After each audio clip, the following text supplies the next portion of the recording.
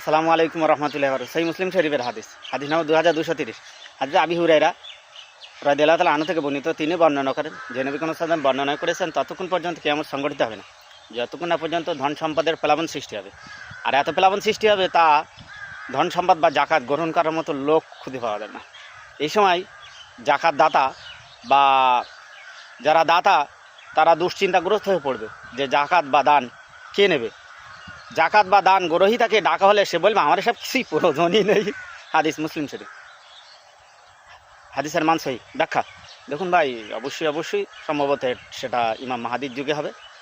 তার পূর্বে আল্লাহ অবশ্যই মানুষকে ইচ্ছা শক্তি দিয়েছেন আর আপনাকে ধনী বানিয়েছেন। অনেকে হয়তো মনে করে আমি গরিব থাকবো, আমি টুক করে জানাতে চলো ভাই, গরিব হবার রসুল কিছু এতে বর্ণনায় বলেছেন, হাদিসের সারমর্ম বলছি, বেঈমান হওয়ার লক্ষণ। বেশি গরিবরা বেশি বেঈমান, চোর চারটা হয়ে যায় বেশি। ওই জন্যে আমাদের ধনী হওয়া লাগবে। হযরত আব্দুল্লাহ ইবনে আওফ রাদিয়াল্লাহু আনহু এত ধনী ছিলেন, ওসমান গনি ধনী ছিলেন, তা কী হয়েছে? কোনো অসুবিধা হয়েছে নাকি? হজ জাকাত দান সাদকা খায়রা সব ধনীর জন্য। মুসলমানের জন্য অবশ্যই মনে রাখা উচিত তারা সর্বপ্রথম কাম্য ধনী হবো ভাই। অবশ্যই গরিবী কাম্য করবেন না। আর দরিদ্রতা হচ্ছে সবচেয়ে মস্ত বড় ব্যাধি। আমরা ভাই সোমালিয়ার ইসলাম চাই না, আমরা চাই দুবাই কাতার আরব এর ইসলাম, যেখানে কোরআন আর হাদিস মানা হয়, তারা জলদস্যু না।